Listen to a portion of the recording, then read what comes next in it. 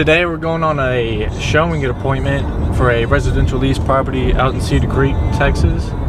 In a little bit I'll be showing you some of the documents I take that show me about the property and just some forms and information I can give to the tenant themselves. That way they can have all the information they need and how to go about submitting an application to actually lease the property.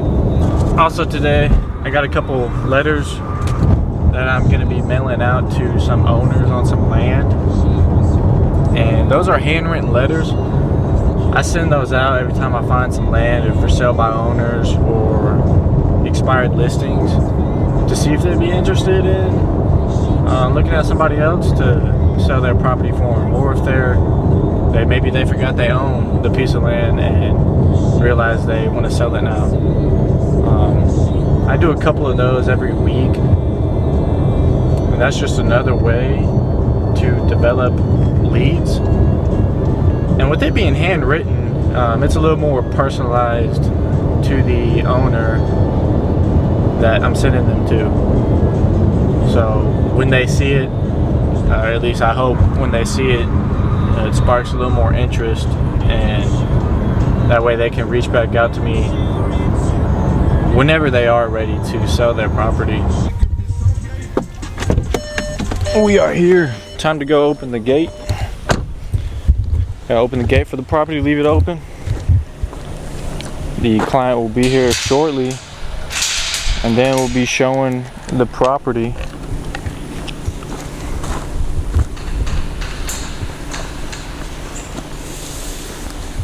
Hopefully that stays open.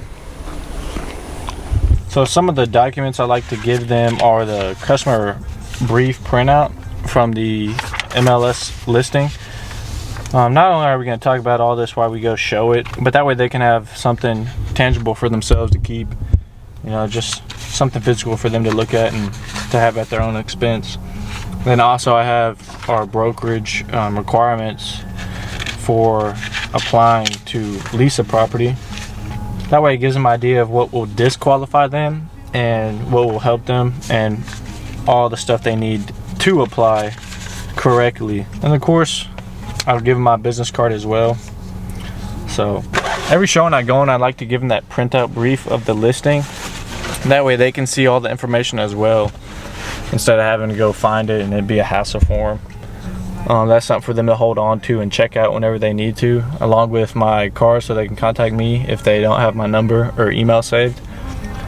And then I also like to provide any other documents attached to the listing. And they could be seller disclosure, maybe an inspection form, maybe sewer information, just as much information on the property as I can. That way, like I said, they can have it for themselves to view at, think about, talk about, and decide whether or not that property is for them.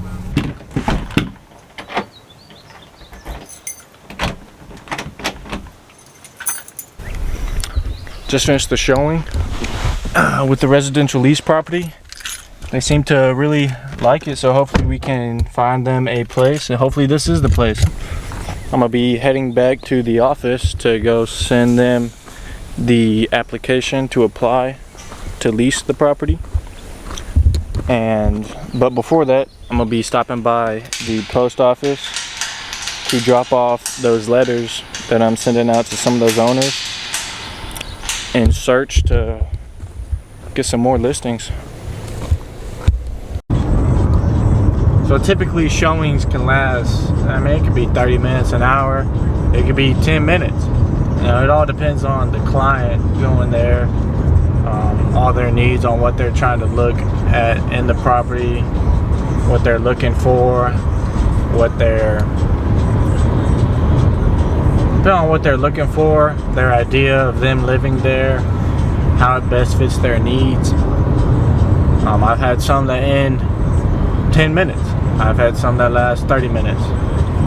And usually I get there, open it for them, greet them, give them a little breakdown of the property, all the information about it, and then typically they kind of go on their way through, check it out themselves. If they have any questions, I'm there to help answer them. Sometimes they want to check the outside first, sometimes they want to check out the inside first. I leave it up to the client. I kind of let them take control. They're there, taking their time. It's a big move for them. It's a big idea. It's something to think about. And so I'm there to simply help them, answer any questions about the property for them, and provide the most information so they can make the best decision whether that home is for them or not. Any document I can have that is attached to that property, I want to give them the most information I can, because some clients may not be aware of what else there is attached to the property and what all goes into it. They may not even know that they were in the floodplain. They may not even know that there's a septic. And so my goal is to provide them with the most information I can on the property. That way they can make the best decision possible for them.